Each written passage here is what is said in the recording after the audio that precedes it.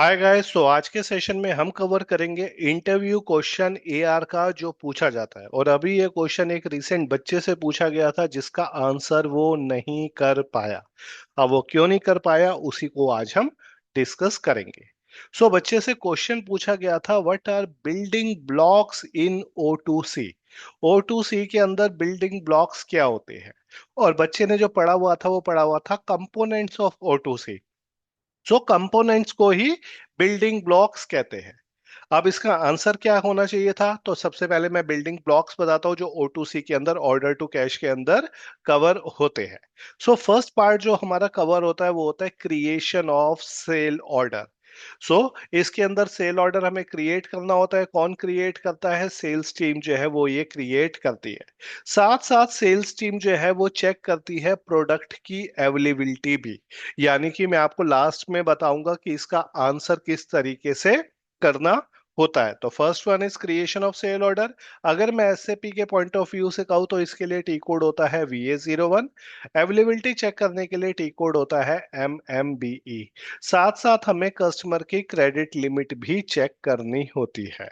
तो ये जो थर्ड स्टेप होता है बिल्डिंग ब्लॉक में वो होता है check the credit limit of the customer.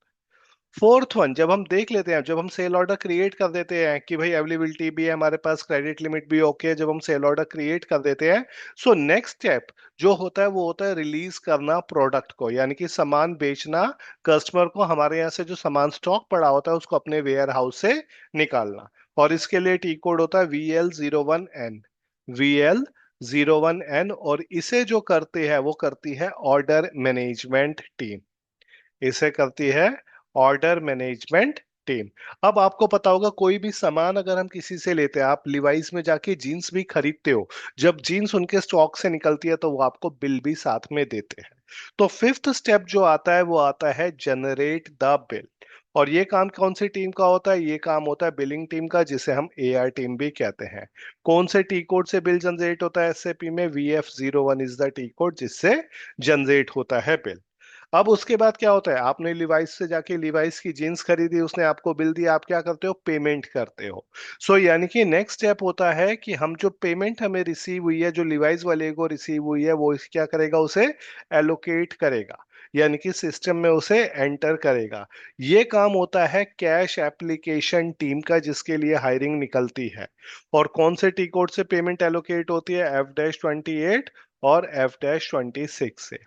उसके बाद हम कस्टमर की रिकंसिलेशन बनाते हैं, यानी कि कस्टमर अगर रेगुलर है तो वो हमसे रेगुलर सामान जो है वो परचेज कर रहा होगा, रेगुलर पेमेंट्स कर रहा होगा, तो हमें उसका क्लोजिंग बैलेंस चेक करना होता है। इसके लिए टी कोड होता है FBL5N, जिससे हम कस्टमर का लेजर चेक करते हैं। और फाइनली आता है रिपोर्टिंग वाला पार्ट, जो हम रिपोर्ट क्रिएट करते हैं।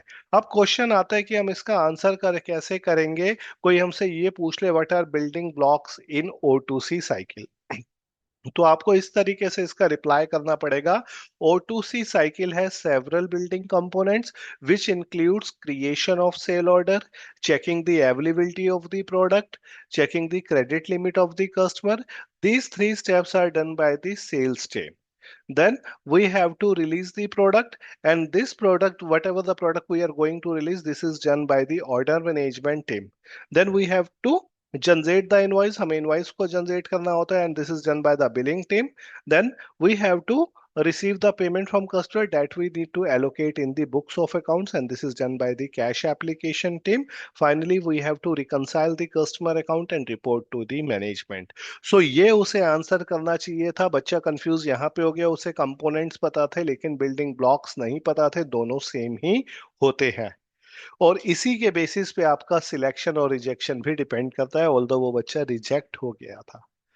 आप लोग रिजेक्ट ना हो जाए तभी मैंने ये वाला क्वेश्चन जो है इसकी वीडियो बनाई है। अगर आपसे भी कोई इंटरव्यू में पूछ ले ये बिल्डिंग ब्लॉक्स क्या होते हैं, और आपको भी ये पता होने चाहिए। इसी तरीके के इंटरव्यू क्वेश्चंस मैं आप लोगों के साथ शेयर करता रहूंगा, और जल्दी मिलेंगे नेक्स्ट वीडियो में। Thank you.